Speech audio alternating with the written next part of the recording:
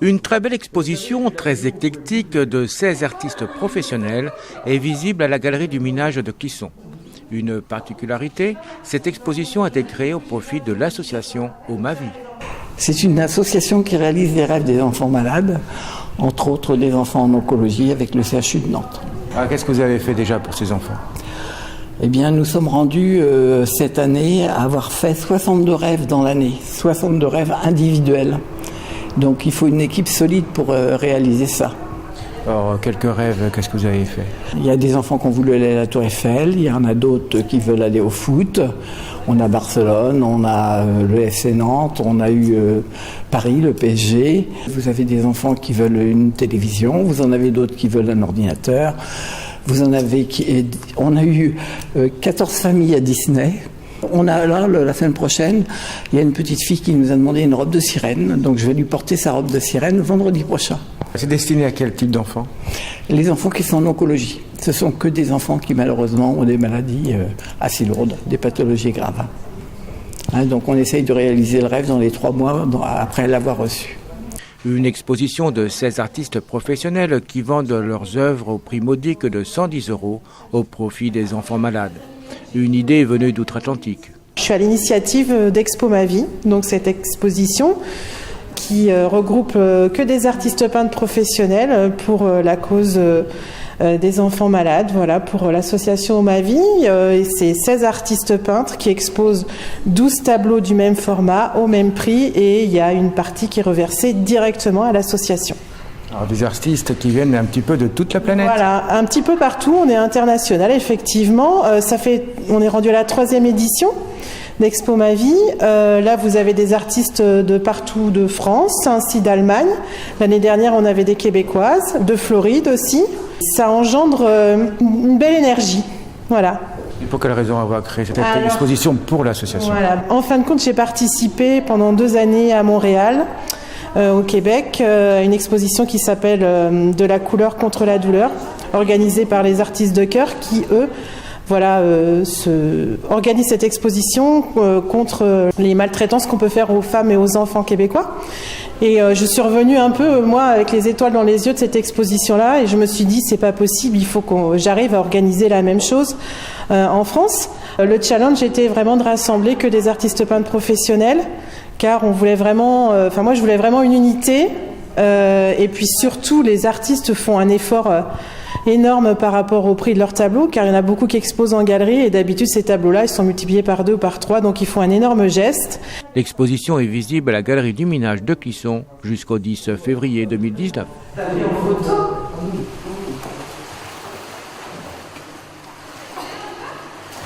L'entreprise Sporéo, située zone des Mortiers à Cugand, spécialisée dans les activités aquatiques comme l'aquagym, l'aquabac, l'aquatraining, propose des activités pour les jeunes pendant les vacances scolaires.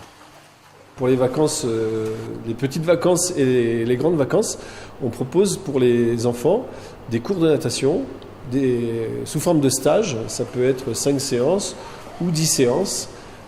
Ces séances peuvent être réparties sur uniquement les vacances de février, ou 5 séances en février, 5 séances en avril, et puis après ça peut être aussi sur la période d'été. Quel type de nage abordez-vous ? Alors pour les enfants qui vont ne pas savoir maîtriser le milieu de l'eau, on va commencer par ce qui est familiarisation, donc on démarre avec des immersions, des équilibres ventrales, dorsales, et ensuite on va commencer principalement sur la technique de brasse, mais aussi la nage sur le dos. La brasse, elle est plus facile à acquérir ? La brasse, c'est plus facile à acquérir et en plus, on n'est pas obligé de mettre forcément la tête dans l'eau, même si c'est un critère qui est important pour pouvoir se déplacer sur l'eau. Et pour les enfants, c'est important d'apprendre à nager ? Oui, c'est très important. D'une part, ça permet de se sauver si on tombe dans l'eau. Et d'autre part, en période estivale, quand il fait chaud, la piscine est bien agréable pour se détendre. Pour contacter Sporéo, appelez au 02 51 05 55 92. Le centre-bourg de Gorges est ouvert à la circulation depuis septembre, après environ 9 mois de travaux. Quelques réactions concernant cet aménagement. Bon, je trouve que ça sert à rien. C'était très bien comme ça. Ça prend de la place pour rien, quoi. Genre, s'il y avait rien à la place, ça serait pas dérangeant, quoi. Il y a trop de parkings d'enlever. Il y a certaines choses, je ne sais pas à quoi elles servent. Par exemple, les rails en forme Z. Hein. En point positif, on a donc récupéré des places de stationnement. C'est assez un arrêt minute, donc ça bouge régulièrement. Je pense que la vitesse aurait dû être un petit peu réduite, mais c'est pas le cas. C'est pas agréable au niveau piétonnier. Surtout de mon côté où on n'a pas beaucoup de largeur, on se trouve très vite, on a l'impression que les voitures nous passent très près et arrivent sur nous pratiquement. Les trottoirs quand même sont plus aménagés, la rue aussi bien aménagée. Après, on a des places de parking, on ne va pas s'en plaindre, juste devant les commerces, c'est ce que les gens recherchent. Là où effectivement il faudrait changer, c'est par contre ces places de parking, on ne les voit pas vraiment. Les tracés, il n'y a pas de tracés. Les piquets, il y a trop de piquets dans ce bourg. On ne voit que ça. On ouvre une porte, on est sur un piquet, on ne sait même plus si on... Voilà, il faut slalomer entre les piquets, donc il y a trop de piquets, ça c'est sûr, on les voit un petit peu trop. Les choses à changer. Là, à côté de moi, il y avait avant des places de parking en épi qui étaient quand même très pratiques pour les gens qui venaient quelques minutes. Maintenant, il n'y en a plus. Il y a une grande esplanade qui sert à je ne sais pas quoi. Certains ont trouvé une utilité possible des piquets. Pour ceux qui font du roller, peut-être que c'est pas mal. Je pense qu'il y en a un petit peu beaucoup. Après, ce qu'ils ont fait, place de l'église, tout ça, les petits bancs, tout ça, les fleurs, enfin les massifs qu'ils ont fait, ça c'est super. Ce que j'en pense, c'est que moi, pour la clientèle, du moment que l'accès est sans problème pour arriver au commerce, donc qu'on puisse stationner librement, sans problème, c'est très bien comme ça. J'en pense pas forcément grand-chose de très bien. Je trouve que c'est un projet qui a été un petit peu forcé. Je pense qu'on aurait pu faire un petit peu plus d'aménagement pour pouvoir faire garer les gens au niveau des parkings, alors qu'il y en a eu de supprimés. Donc voilà. Après, il y a le plan esthétique, où là tout le monde nous dit là par contre esthétiquement parlant, ça n'a pas été à la hauteur de ce que nous on pouvait attendre. Un côté austère, tous ces poteaux, le cheminement dans le centre-bourg où les gens trouvent que c'est l'accessibilité en voiture et pas forcément non plus très facile. Enfin, je trouve que c'est plutôt négatif au niveau du plan esthétique, surtout en plus quand on sait le prix que ça a coûté. Et il y a le côté aussi accessibilité qu'on nous avait mis en avant des personnes à mobilité réduite. Par rapport à ce qu'on nous avait annoncé, on est vraiment déçus, surtout dans la rue centrale. Niveau négatif, je trouve, parce que pour les clientes, c'est pas facile de se rendre dans les commerces, surtout de se garer aussi également. Je trouve que c'est bien qu'ils ont fait le parking de la Poste, donc il est assez grand pour accueillir les gens. Après, les lycéens s'y mettent, donc il n'y a pas forcément de place. Après, esthétiquement, je n'aime pas trop, mais après, chacun ses goûts. Sens unique dans la Générale Audibert, cette rue, c'est très bien. Après, on observe quand même quelques dysfonctionnements, manque de place de parking. Ça, on l'avait soumis dès le début, c'est pas une révélation. Là, il nous a mis des arrêts minutes avec des belles plaques qui ont coûté des fortunes, mais malheureusement qu'on ne voit pas. Beaucoup de potelets, ça manque de vie, ça manque de nature. Et puis c'est un bourg qui est déjà très sale, très cassé, parce qu'il y a déjà eu des accidents, beaucoup de fuites d'huile, enfin bref. Et puis en place de parking, les gens, la majorité des gens sont insatisfaits parce qu'on ne peut pas stationner correctement. Ils ne comprennent rien au sens de circulation. On aurait pu faire déjà beaucoup plus agréable, avec un petit peu plus de fleurs, d'arbres. Je pense qu'il y a beaucoup de places de perdues. On prend au niveau de l'église, on aurait pu repousser un petit peu plus. Je pense qu'on aurait pu faire un petit peu plus de parking. D'autant plus qu'on nous demande à nous, commerçants, d'aller nous stationner ailleurs, chose qu'on essaye de faire justement pour que nos propres clients aient de la place. Et puis, soi-disant que le lycée Charles Péguy devait se stationner dans le bas. Hier encore, il y avait 2 voitures avec un A derrière l'église, des scooters qui nous prennent des places. Les gens vont fuir le bourg, vont continuer de le fuir, parce qu'on a du mal à les faire revenir. Le centre-bourg de Gorges, une histoire de piquet donc.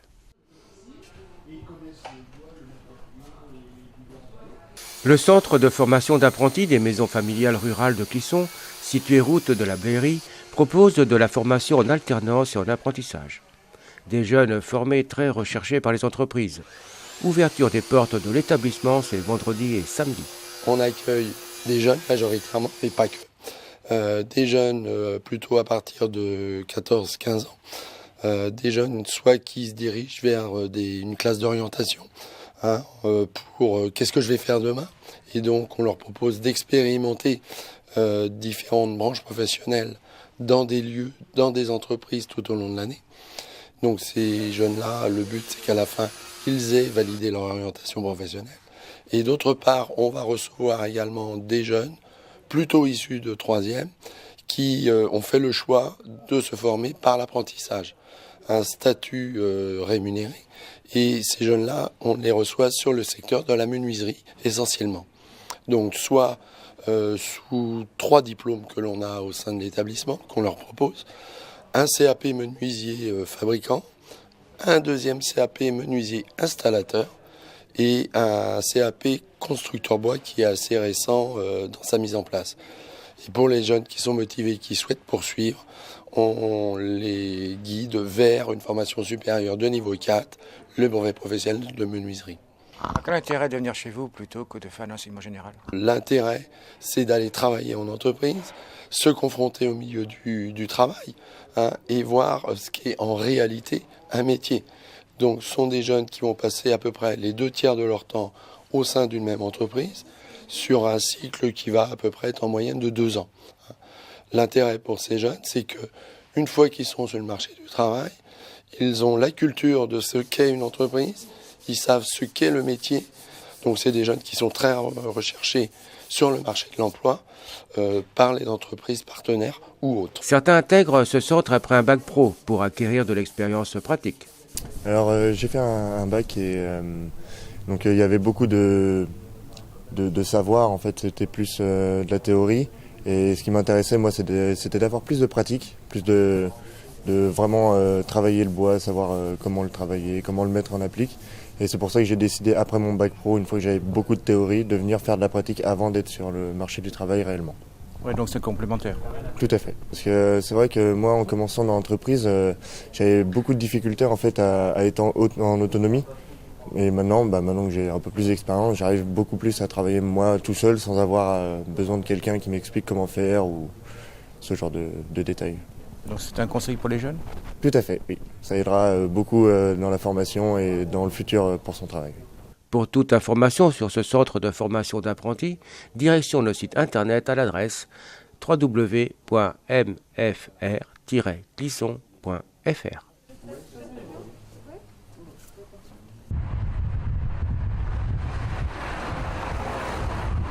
Un nouvel informaticien vient de s'installer à Clisson, rue Saint-Jacques. Travaillant à son domicile depuis plusieurs années, à la recherche d'un local, une opportunité se présente à Clisson, il en profite. Ça fait des années que du coup j'en rêve et aujourd'hui c'est fait. Et je prends des risques mais c'est pas grave. Je préfère prendre des risques et vivre mon rêve et vivre de ma passion et puis on va voir jusqu'où ça peut mener. Alors justement, on va parler de votre passion. Quelle est-elle donc? Du coup, l'informatique. Mais dans ces grandes lignes. Depuis plus de 10 ans maintenant, j'exerce une veille technologique. Depuis mon enfance, je suis un passionné des nouvelles technologies. J'ai eu la chance de grandir avec l'informatique. Malgré ma jeunesse, j'ai pu toucher pas mal de vieux matériel. Donc on va dire que j'ai grandi un petit peu avec l'informatique. J'ai rattrapé mon retard, disons. Et puis maintenant, à l'heure d'aujourd'hui, on va pas dire que je suis en avance, mais j'essaie de toujours d'avoir un petit train d'avance pour suivre l'actualité. Et jusqu'ici, je pense pas être trop en retard, donc ça va. C'est vraiment une passion. C'est vrai, je compte pas mes heures pour travailler. Je fais ça vraiment, c'est par plaisir. Alors vous vendez tout type de matériel informatique? C'est ça, tout type de matériel informatique, que ce soit de l'ancien en occasion, comme du neuf. Sur certains produits, par exemple, quelqu'un qui vient me consulter pour une configuration gaming, je peux lui proposer un devis adapté vraiment à ce qu'il veut. Et notamment du coup à cette veille technologique, ça me permet de proposer le meilleur au meilleur prix pour le client en fait. Une idée qui vous passionne et qui vous motive, c'est la réparation. Ça, la réparation, je fais ça depuis mon adolescence. Et j'ai toujours quelques pièces du coup sous la main pour essayer de donner une deuxième vie au matériel, quoi. Alors je crois également, vous avez un petit coin pour les joueurs, c'est ça ? Exactement, j'ai un espace cybercafé. Donc du coup je propose deux unités qui sont en libre accès de postes, et donc il y en a un qui est un peu dédié au gaming, et je propose un catalogue de jeux sur lesquels les personnes peuvent venir jouer en très bonne qualité, puisque je bénéficie, pour ceux qui connaissent, de Shadow, donc qui me permet d'avoir une configuration gaming de très haute qualité pour pouvoir jouer à des jeux récents et en très bonne résolution.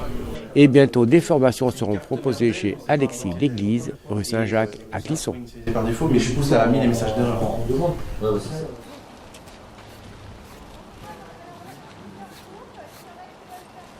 Une belle action écologique organisée par 5 jeunes du territoire, accompagnés par la mission locale, dans le cadre de leur insertion professionnelle, une marche zéro déchet. Le lieu, le parc Henri IV, autour du château de Clisson, le pont de la ville, à l'ancien lavoir du Cuchot. Le but, rassembler le maximum de déchets en 2 heures, les trier, en faire un inventaire et les remettre à la déchetterie de Clisson. Projet intégrant le cadre de la garantie jeune mis en place en septembre 2018. Dispositif national d'insertion dans l'emploi pour les 16-25 ans, donnant accès à un accompagnement, des formations, des mises en situation professionnelle. Une marche zéro déchet pour protéger la planète. On est dans un monde où il y a énormément de déchets partout et trop de gens passent à côté sans y faire attention concrètement. Et là, ce qu'on veut, c'est de montrer aux gens qu'il suffit juste de se baisser une demi-seconde, ramasser un déchet et le mettre dans la poubelle d'à côté. Et que on perd pas plus de temps qu'autre chose au final à faire ça. Donc, Pourquoi ce projet vous tient à cœur ? Moi, je marche beaucoup et je vois tout ce qu'il y a par terre et tous ces gens qui, par exemple, en voiture, jettent des trucs par les fenêtres et puis quand n'ont rien à faire. Moi, ça me plaît pas vraiment. Et c'est pour ça qu'aujourd'hui, je fais ça. J'y réfléchis depuis déjà très très longtemps sans avoir eu ma propre initiative de créer ça en fait. Et là, il y avait des gens qui se proposaient de le faire avec moi. Alors, ça m'a donner cette opportunité vraiment de concrétiser la chose et c'est pour ça que là le 1er février on est capable de faire cette petite marche à 14h. Et est-ce que après vous voulez développer ce projet un peu partout ? Oui, c'est vrai que j'ai envie de continuer de faire ce genre de truc là, c'est non lucratif en fait, donc à terme entre guillemets associatif, et c'est quelque chose qui me botte à faire pour plus tard encore. Si partout tout le monde pouvait avoir cette envie de faire la même chose, c'est vrai que là ce serait ça prendrait une ampleur vachement plus grande, quoi. Eh ben, je pense que c'est une bonne action pour la nature déjà, parce que la nature est déjà assez polluée comme ça. Puis c'est une occasion aussi pour rencontrer du monde, et puis c'est quand même une bonne action pour la nature, parce que comme je dis, on pollue déjà assez comme ça, puis pour défendre la nature. Une belle mobilisation puisse-t-elle sensibiliser tout citoyen à ses devoirs ?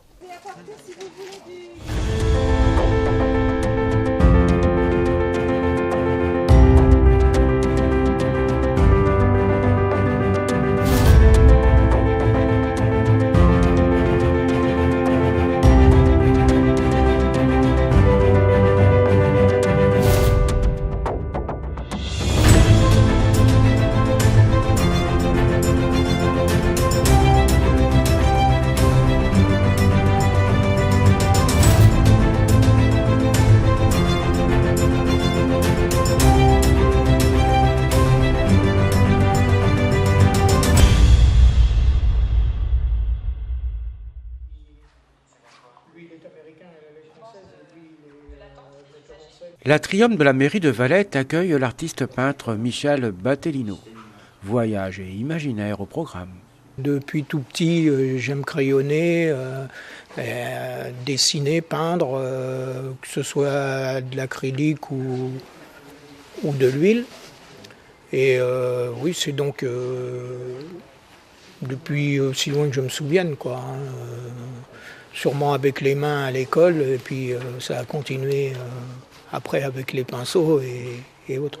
Comment qualifiez-vous votre style? Plutôt un style paysage, parce que je voyage, donc je pense que oui, je suis plus dans le paysage que dans le portrait, où j'ai peut-être un peu plus de difficulté, quoi. Et vous voyagez où? Principalement en France, surtout beaucoup dans une région que les Français n'aiment pas trop, qui est la Creuse, la Corrèze. J'aime beaucoup voyager en Normandie aussi. Quand je dis Normandie, c'est surtout la Manche. Et autrement, un peu dans la région, quoi. Quel outil utilisez-vous? Principalement les pinceaux, les brosses, oui, c'est tout. Le couteau, je m'en sers pas très rarement pour mélanger de la peinture, mais c'est très très rare. En général, j'utilise l'huile, la peinture à l'huile. Après, pour certains paysages, comme on voit derrière moi ici, c'est de l'acrylique pour donner un peu plus disons un peu plus le caractère photographique de la toile, mais en général, c'est l'huile. Est-ce que vous pensez avoir évolué depuis que vous avez commencé la peinture? Bien sûr, je pense qu'on évolue toujours, et il y a encore à évoluer, bien sûr. Oui, j'ai certainement évolué énormément, surtout au niveau de la lumière. Au niveau de la lumière dans les toiles, même si j'ai des toiles qui sont sur fond noir, je pense beaucoup évoluer sur la lumière. L'exposition est visible à l'atrium de la mairie de Valette jusqu'au 15 février. La compagnie de théâtre Les Passes à l'acte de Vieille-Vigne nous propose une nouvelle pièce, La Sœur du Grec de Éric Delcourt. La pièce se joue à la salle Trianon et prochaine et dernière représentation les 8 et 9 février. Extrait. Des fois, je me dis que ce serait peut-être le bon moment pour avoir un enfant. Un enfant? Mais oui, tu sais, la même chose qu'un homme, mais en beaucoup plus petit, puis avec moins de poils. Tu veux un enfant de moi? Ou du moniteur de ski, je sais pas, je l'ai pas encore rencontré. Lucas, je suis pas en train de te dire que je veux un enfant de toi, mais que j'attends un enfant de toi. Je suis enceinte de 3 mois. Non! Ben non! Moi aussi je peux faire des blagues. Oh là, tu verrais ta tête. Waouh, je suis trop bonne comédienne. Ah ouais, alors là, bravo, 6 Oscars parce que j'ai plongé, hein. Non mais tu vois, j'ai fait un rapide calcul. Un enfant, c'est 1 an de vie sans activité professionnelle. Je peux pas me le permettre. J'ai à peine 30 ans. Tu as 33 ans, Camilla. Tu peux pas te permettre de perdre 1 an toutes les 20 secondes, parce que moi, à ce tarif-là, je vais me faire embarquer pour pédophilie avant la fin de l'année, hein. Bon allez, viens R2D2. Mais non, la princesse Camilla n'est pas fâchée. Elle est juste un petit peu fatiguée par son voyage intergalactique. Tu m'as trompé récemment? Hein? Récemment? Non. Non. Ok. Bah super. Je vais prendre mon bain alors. Hein? Attends, peut-être oh non, qu'avant... non, j'ai pas envie. C'est pas grave, c'est pas... Je t'en prie, arrête. Ne prier ne servira. Non, mais j'ai pas envie, Lucas, non. Ah, arrête, en plus, tu me chatouilles. Tu m'as mordu. Arrête, je hurle. Lâchez-moi! Ça va, madame? Ça va, oui, mais lâchez-le, c'est mon ami. Lâchez-moi! Je vous lâcherai quand vous serez calme. Lâchez-le. Vous, là, dites-lui de le lâcher. Il ne vous agressait pas? Mais pas du tout. Nous étions en train de... c'est bon, je vais pas vous faire un dessin non plus, hein. Si, fais un dessin. Dessine un mouton, une merguez ou n'importe quoi, sinon ça va prendre 3 plombs. Alors, disons que le gousi-gousi du monsieur s'apprêtait à entrer dans le pilou-pilou de la dame. C'est bon, hein, j'ai compris, hein. Pas la peine de me parler comme un débile, hein. Lâche-le, puce.